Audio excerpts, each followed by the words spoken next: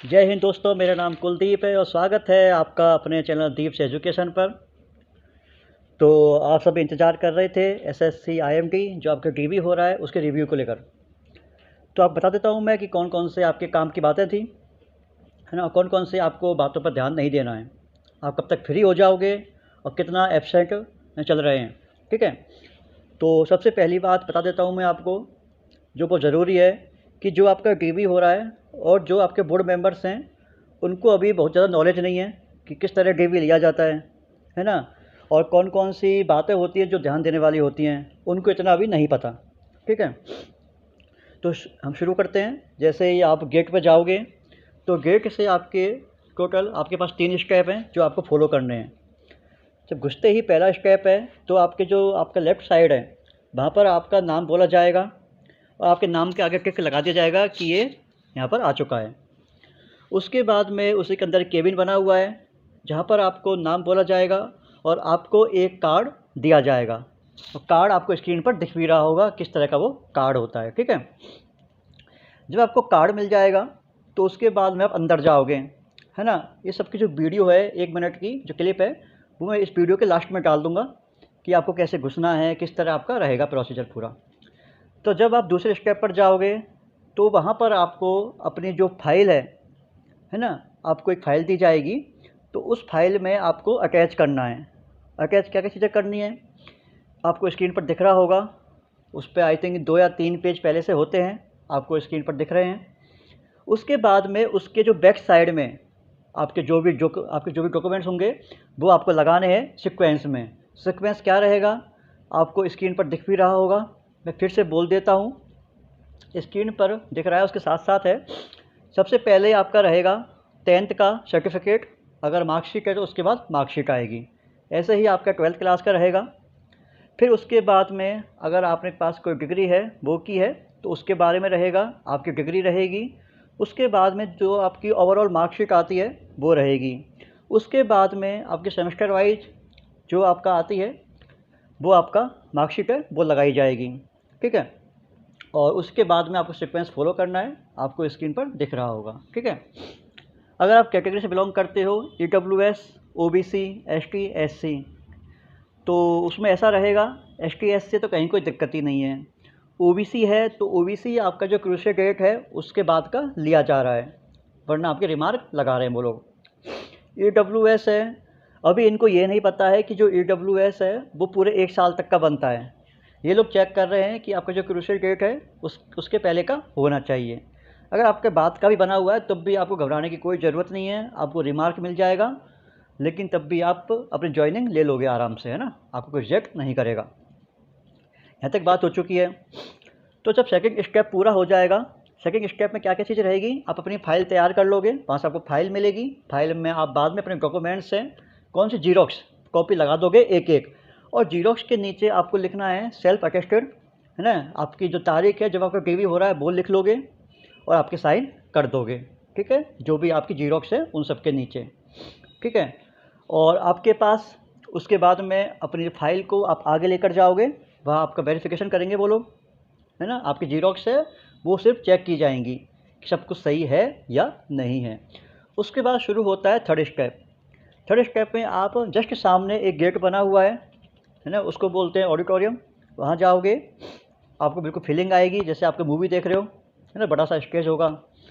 तो वहाँ पर आपका थर्ड स्टेज शुरू होता है ना। तो उसमें आपको एक फ़ाइल में जो खुद फ़ाइल लेकर जाओगे अपने हिसाब से घर से आप, उसमें आपको अपने ओरिजिनल डॉक्यूमेंट हैं वो आपको रखने हैं पहले से ही, इसी सीक्वेंस में रखना है आपको, है ना।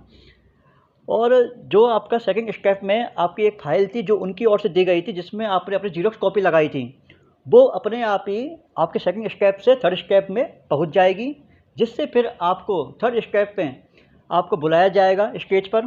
5 बोर्ड बने हुए हैं, वहाँ बुलाया जाएगा और बुलाने के बाद में आपके जो भी डॉक्यूमेंट्स हैं, मतलब जो जीरोक्स आपने दी थी, उसको मैच करवाया जाएगा आपके ओरिजिनल डॉक्यूमेंट से। ठीक है। ये बात हो चुकी है। अब इन सब प्रोसेस में हालांकि टाइम ज़्यादा नहीं लगता है, पर जैसे 17 को और आज तारीख 20 है, दोनों में क्या है कि बोर्ड चेंज हुआ है, बोर्ड नया था तो उनको इतना आइडिया नहीं था चीज़ों का कि किस तरह टीवी करवाया जाता है। तो आज कुछ ज़्यादा टाइम लग गया था, हो सकता है कि आने वाले दिनों में इतना टाइम ना लगे और आप 2 या 3 बजे तक फ्री हो जाओ। फिर बात आती है लंच की। तो लंच में कैंटीन है, वहाँ खाना मिल जाएगा आपको 30 रुपये में, ठीक है। खाने में ऐसे तो क्या जो रुपये है, चार्ज 30 रुपये काफ़ी कम है, बट चपाती है वो कच्ची है थोड़ी सी, ठीक है, आपको दिख रही होगी स्क्रीन पे। तो अगर पॉसिबल हो, आपका घर आसपास है, तो खाना घर से लेके आ जाएं, ज़्यादा सही रहेगा। अगर आपके पास कोई ऑप्शन नहीं है तो आप खाना खा सकते हैं, ऐसा भी खाना बुरा नहीं है कि आप नहीं खा सकते हैं। आपको 3 सब्ज़ी मिलेंगी, आपको स्क्रीन पर दिख रहा होगा कि थाली में क्या क्या चीज़ें आ रही हैं, ठीक है। 4 चपाती आती हैं उसमें, और दही मिलेगा नहीं क्योंकि दही पूरा पहले बिक जाता है, ठीक है। और ये सारी चीज़ें हो गई है ना। स्टाफ काफ़ी ठीक है, अच्छा है। उसके अलावा और कौन कौन सी बातें हैं आपकी, मुझे तो फ़िलहाल याद भी नहीं आ रही। हाँ, आपको थर्ड स्टेप में 3 फ़ोटोग्राफ चाहिए, क्योंकि 2 फ़ोटोग्राफ आपके सेकंड स्टेज में काम आ जाएंगे और 3 फ़ोटोग्राफ आपको चाहिए थर्ड स्टेज में।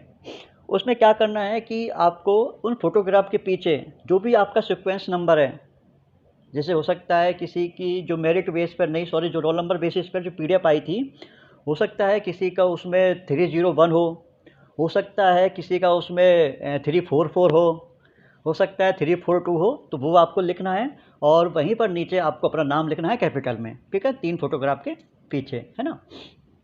ये बातें हो गई हैं। उसके अलावा और क्या क्या बातें रह गई हैं, मैं फिर से भूल गया। तो ये सब रहेगा, नॉर्मल सी बातें, घबराना बिल्कुल नहीं है। आप चाहो तो वहाँ सिद्धार्थ सर से बात कर सकते हो, काफ़ी अच्छे हैं, उनका नेचर काफ़ी अच्छा है। हाँ, एक बात बताना भूल गया, एब्सेंट। जैसे आज की बात करूँ, आज टोटल एब्सेंट थे कुल आई थिंक आज 10 के अराउंड थे, मैं देख के आया था, जिसमें आई थिंक जो पहले एब्सेंट था वो आई थिंक 304 या फिर 305 था पहला एब्सेंट, और टोटल एब्सेंट आज 10 थे। उसके अलावा आपका सीसी है, कैरेक्टर सर्टिफिकेट, आप चाहो तो अभी दे देना और चाहो तो बाद में दे देना। एक ज़रूरी बात, अब यहाँ पर कुछ लोग क्या कर रहे हैं, जब आपके सीसी पर साइन करते हैं एसटीएम या टीएम, तो कई की जगह क्या हो रहा है, वहाँ पर क्या है कि आपकी 2 सील लगती हैं।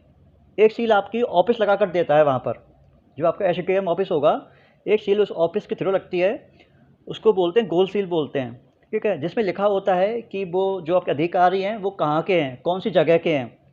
तो ध्यान रखना, आप वो सील ज़रूर लगवा लें, क्योंकि जब पता ही नहीं रहेगा कि वो अधिकारी हैं एसटीएम है वो कहाँ के हैं, तो वो सील मानी नहीं जाती है ना। तो इसलिए आप ध्यान रखें कि वहाँ पर 2 सील लगवा लें, ठीक है, ये बात हो जाएगी। उसके अलावा आपके कोई भी डॉक्यूमेंट कम पड़ रहा है, बिल्कुल भी घबराना नहीं है। जब आपकी जॉइनिंग होगी उस टाइम आपको दे देनी है। अब कुछ लोग पूछते हैं कि सर हमारी जॉइनिंग होगी तो उस टाइम हमारे पास कोई डॉक्यूमेंट कम है, तो हमको दिल्ली आकर जमा करवाना है या फिर जहाँ पर हमारी जॉइनिंग होगी वहीं जमा होगा। वो आपको बता दूँ, जो आपकी एक फ़ाइल आपको दी जाएगी स्टेज सेकंड पर, तो वहाँ पर एक उसमें एक पेज है जहाँ पर लिखा हुआ है कि कौन कौन चीज़ें आपकी बकाया हैं, कौन कौन चीज़ आपकी आ चुकी हैं, ठीक है। तो उसके जो आपका वो वाला पेज है जहाँ आपकी जॉइनिंग होगी वहाँ जाएगा, तो जहाँ पर आपकी जॉइनिंग होगी वहीं आपको वो डॉक्यूमेंट जमा करवाना है जो आपके पास अभी आपने जमा नहीं करवाया है, ठीक है।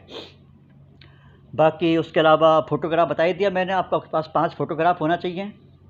एक आपको ब्लू पेन लेकर जाना है। हाँ, एक ज़रूरी बात, जो आपके पास पीडीएफ आई थी डीबी में, तो कुछ लोगों ने क्या किया है कि बैक टू बैक उसका प्रिंट आउट निकलवा लिया है। आपको ऐसा नहीं करना है। आपके पास मतलब जो एक पेज होता है, एक पन्ना होता है, उस पर एक साइड ही होना चाहिए और पीछे का साइड ब्लैंक होना चाहिए, मतलब आपको बैक टू बैक उसका प्रिंट नहीं निकलवाना है, ठीक है। एक साइड आपका उस छपा हुआ रहेगा और पीछे का पेज खाली रहेगा, ठीक है। फिर भी आपने इसकी तैयारी नहीं की है, आपने बैक टू बैक निकलवा लिया है और कल आपका डीवी है, तो कहीं कोई दिक्कत नहीं है। यहाँ पर ऑफिस में पहले से ही कई सारे पेजेस पड़े हुए हैं, वो आपको दे देंगे। आपके पास कोई भी जीरोक्स नहीं हो, कोई भी जीरोक्स कम पड़ता है, तो वो आपको ऑफिस में जीरोक्स मशीन लगी हुई है, वहाँ से आपकी करवा दी जाएगी इजी वे में, कहीं कोई घबराने की बात नहीं है। आपके पास आधार कार्ड होना चाहिए और पैन कार्ड होना चाहिए। कोशिश करना, जब आप अपने फॉर्म में अपने जो आपका एड्रेस होता है परमानेंट वो लिखोगे, तो कोशिश करना कि आधार कार्ड वाला ही एड्रेस लिखें, क्योंकि ये लोग बहुत ज़्यादा मैच कर रहे हैं चीज़ों को, तो वो आधार कार्ड से आपका एड्रेस मैच करवाया जा रहा है। कोशिश करें कि वो वाला एड्रेस उसमें डाल दें। अगर किसी ने कहीं जॉब की है तो उस जॉब का आपको उसमें इन्फॉर्मेशन देनी पड़ेगी, है ना। और उसके अलावा ये बातें थी जहाँ तक मैं याद कर पा रहा हूँ। और एक बात और, आपकी जॉइनिंग पक्का है कि जून में हो जाएगी। आपका जो अपॉइंटमेंट लेटर है वो जो मई का बीच का होता है, जैसे कि 10 से 15 मई के आसपास आने का बता रहे थे। उसके अलावा यही बातें थी, है ना। बाकी और कुछ रहेगा तो आप तक मैं ज़रूर वीडियो बना के बताऊंगा आपको मैं, कौन कौन चीज़ें हैं, कौन कौन सी ध्यान रहने वाली बातें हैं आपकी, है ना। बस मेन बात ये है, आपको बिल्कुल पैनिक नहीं होना है ना। आप टाइम से पहुँचें ऑफिस। जैसे कि हो सकता है कोई लेट आ जाए तो लेट आ सकते हो 10-11 बजे तक, कहीं कोई दिक्कत वाली बात नहीं है ना। बाकी जब ऑफिस से जाओगे तो अपने कार्ड को वहाँ देकर जाएं, जमा करवा के जाएं, है ना, वहाँ पर साइन करके जाएं। यही बातें थी मेन। कुछ बच जाता है वीडियो में तो आप नीचे कमेंट कर सकते हैं, है ना, मैं बता दूंगा कि ये चीज़ें हुई थी। बाकी आप कुछ बोलना चाहो, आपकी कोई क्वेरी हो, कोई डाउट हो तो नीचे कमेंट कर सकते हैं। और साथ ही साथ हमारा फेसबुक है, इंस्टाग्राम है, और जो हमारा व्हाट्सएप ग्रुप बना हुआ है उसकी लिंक भी नीचे कमेंट बॉक्स में पिन कर दी गई है। वहाँ जाकर भी आप मैसेज कर सकते हैं, आपकी कैसे भी कोई भी क्वेरी हो तो, ठीक है। बस मैं फिर से बोलता हूँ, बिल्कुल जो एक मेन बात है, आपको बिल्कुल पैनिक नहीं होना है। एक तरह से आप मानिए कि आपकी जॉइनिंग हो चुकी है, आपको जॉब से अब कोई नहीं निकालेगा। और एक बात और, कुछ लोग कह रहे हैं कि हम लोगों ने इंजीनियरिंग कर रखी है, हम लोग एलिजिबल हैं या नहीं हैं। अगर आपके पास फिजिक्स थी 1 साल, है ना, तो आपको अलाउ कर लिया जाएगा, आपको कोई बाहर नहीं निकाल रहा, ठीक है।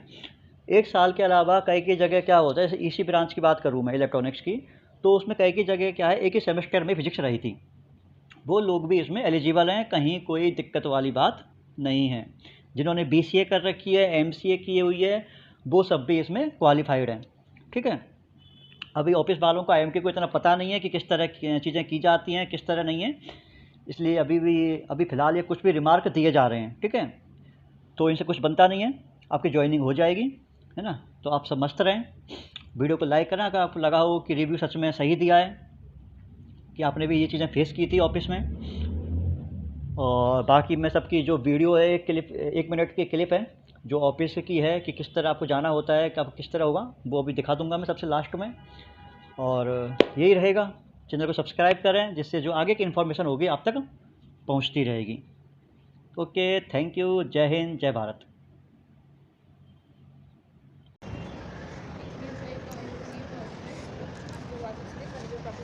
like any training, any how